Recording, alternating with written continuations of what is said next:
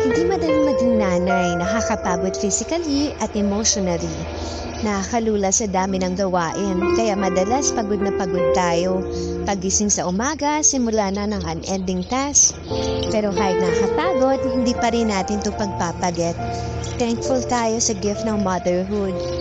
Tulad ng cellphone, kailangan mo i-charge para hindi malobat at madrain. Tayo din, mommies, kailangan natin ma-charge para hindi tayo malobat at madrain.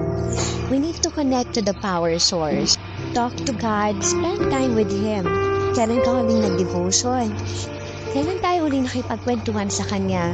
On our own, hindi natin kaya, mapapagod tayo, malulungkot, mag-worry, kaya kailangan natin siya para sa araw-araw na lakas, guidance sa pagpapalaki na anak, at dahil nothing tayo kung wala si Lord Nay, kung pagod ka, bukod sa pahinga, connect to the power source, connect to the Lord.